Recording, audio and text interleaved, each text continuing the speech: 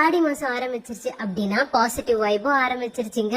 எங்க பார்த்தாலும் அம்மன் பாடல்களா இருக்கும், பயங்கர வைபா இருக்கும். நம்ம ஊர்ல ஆடி ஒண்ணு தேங்காய் சுட நோம்பி. தேங்காய்க்குள்ள இந்த பூரணத்தெல்லாம் ரொப்பி அதை நெருப்புல சுட்டு சாப்பிடுற 50 கிராம்ஸ் ஆஃப் பச்சரிசி நான் எடுத்திருக்கேன். இதே அளவுல தான் நம்ம எல்லாமே ஆட் பண்ண போறோம்.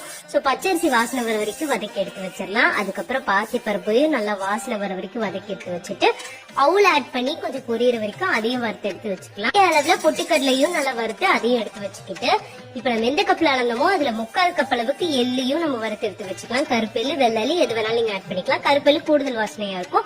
சோ அதையும் எல்லாத்தையும் வதக்கி ஆற வச்சிருங்க. இப்ப நல்ல இளம் தேங்காவா இருக்கணும், முத்தின தேங்காவா இருந்தா சாப்பிட முடியாது. சோ இந்த மாதிரி வெள்ளோட்டு காயம்பாங்க, அந்த மாதிரி தேங்காய் எடுத்து இந்த மாதிரி ஓட்டை போட்டு உள்ள இருக்க தண்ணி எடுத்துக்கோங்க. அதெல்லாம் ஒரு ஹோல் மட்டும் போட்டுக்கோங்க, ஏன்னா நிறைய போட்டீங்கன்னா உங்களுக்கு கஷ்டமா இருக்கும். சோ ஒரு ஹோல் போட்டுட்டு அதையும் கொஞ்சம் பெருசா பண்ணி தண்ணி மட்டும் எடுத்து ஓரமா வச்சிருங்க. இப்ப நம்ம வதக்கி வச்சிருந்தோம் இல்லையா, அதெல்லாம் ஆறி இருக்கும். அது கூட 2 ஏலக்காய் சேர்த்து நல்லா ஃபைன் பவுடரா அரைச்சு எடுத்துக்கோங்க. இப்ப இது கூட ஒரு கட்டி வெள்ளத்தை நல்லா உடைச்சிட்டு அதுக்கப்புறம் இது கூட சேர்ந்து ரிவர்ஸ் மோட்ல போட்டு எடுத்தீங்கன்னா நல்லா ஃபைன் பவுடரா கிடைச்சிரும். என்னங்க இதை தேங்காயில ஃபில் பண்ண வேண்டியதா, கொஞ்சமா பவுடர் போடணும். அதுக்கப்புறம் நம்ம எடுத்து வச்ச தேங்காய் தண்ணி, கொஞ்சம் பவுடர், கொஞ்சம் தேங்காய் தண்ணி போட்டு நல்லா அது ஃபில் ஆகுற வரைக்கும் போட்டு எடுத்துருங்க. அதுக்கப்புறம் ஃபுல்லா மஞ்சளை பூசி கொஞ்சம் குங்குமம் வச்சு நம்ம இதுக்குனே ஒரு குச்சி கிடைக்கும் கடையில, சோ அதை வாங்கி நம்ம சுட்டு எடுத்து